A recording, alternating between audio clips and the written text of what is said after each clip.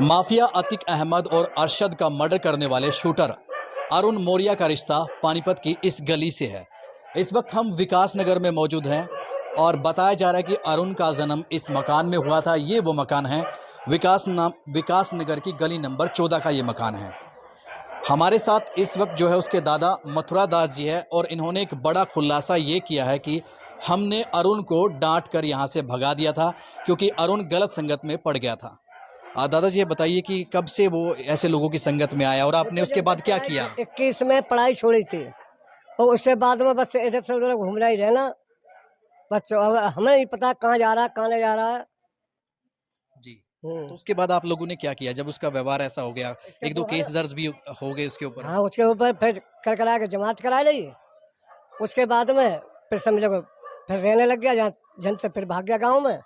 आप लोगों ने डांटा था या भगाया था? कैसे बोले, क्या बोला था? अरे इसी चक्कर से हम डांटते हो, इसी से भगाते हैं हम कि जहाँ जैसे हम लोग लड़ाई झगड़ा करना मारपीट करनी, उस चक्कर से। एक बात तो मैंने कही जमात करवा ली, इसके बाद में अब तूने कुछ करा तो हम तेरा साथ नहीं देंगे, तू मर जा, जब कुछ भी हम कभी देखने भी नहीं जाएंगे तेरे तरह। अभी आपके पोते ने अतीक अहमद और अशरफ का मर्डर किया है, वो कब आपको पता लगा?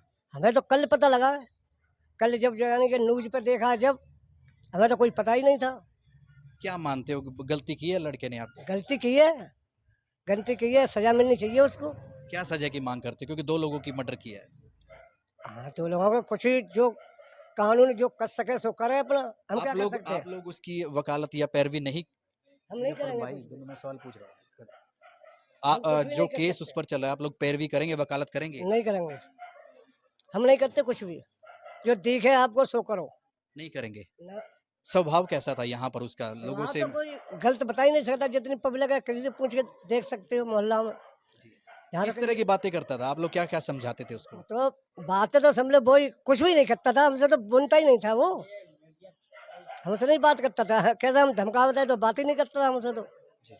हम सो जाते ना उस टाइम, कभी अपने घूम घाम के आता पर सो जाता आखिरी है। बार कब आया था, किससे बातचीत की थी, कहाँ तक आया था और क्या बोल के निकला यहाँ से? यहाँ शनिवार को बताई, शुक्रवार को शाम को आया था और फिर शनिवार को रहा और संडे को फिर चला गया यहाँ से, कह गया कि भाई मैं जा रहा हूँ दोस्त की शादी में। शादी में जा? हाँ, दिल्ली, और सोमवार को मैं आ जाऊँगा। उसके बाद आया नहीं है, उसका मोबाइल स्विच ऑफ जा रहा है। तब हमने कही बात क्या होगी, स्विच ऑफ को रोज फोन लगा रहे हैं, स्विच ऑफ ही जा रहा है उसका। अभी केस भी चलेगा उस पर, आप लोग परिवार के जो लोग हैं वकालत करोगे, पैरवी करोगे उसकी कोई? नहीं करेंगे हम नहीं करते कुछ भी, चाहे कुछ भी हो। गलत संगत में कैसे पड़ गया वो? आप लोग उसे समझाते भी थे? अरे समझा देते, अब क्या कह सकते हैं, बच्चा क्या पता कैसा निकल जाए। काफी समझाया, मतलब किस कौन कौन डांटते थे, आप या आपका अरे उसका बेटे? चाचा भी डांटता था, हम भी डांटते, उसके माँ बाप भी डांटते। सुनने में ये भी आया कि उसने यहाँ पर काम करना भी जो शुरू किया था, जॉब वगैरह कुछ की थी? हाँ, थोड़े बहुत दिन ऐसा ही करता कि 10 दिन वहाँ कर लिया, 4 दिन वहाँ कर लिया, अपने पैसा जेब में भरे तो फिर अपने गांव में भाग गया या फिर कहूँ रिश्तेदारी में अपना चला गया। ये काम नहीं करता था कुछ। दादाजी ये बताइए कि उसके पास से 5-5 लाख रुपए की पिस्टल बरामद हुई है, क्या लगता है कितने पैसे थे उस पे लाने की? पैसे पे उसको अपने कमरे मेरे से तक मांगता था, कहूँ जाता था तो 100-200 रुपया के दादा दे दो, 200 रुपया चाहिए। तो आप मानते हो ये किसी ने दिलवाई है या कोई साजिश है इसके पीछे? हाँ, किसी ने दिलवाई होगी, किसी से पैसे से मिला है तभी तो। अच्छा, ये भी सुनने में आया कि एफआईआर में लिखा गया कि ये एक बड़ा सरगना बनना चाहता था, माफिया बनना चाहता था, कुछ ऐसा लगा? ना, हमसे तो कोई बात ही नहीं, वही ना किसी बताया। उनके पिताजी, माताजी और भाई बहन क्या कुछ करते हैं? कुछ नहीं करते हैं, वो तो गांव में जमीन है समझ लो वो कर रहा है, और एक वो गोलगप्पे टिक्की की रेडी लगा रहा है गांव में।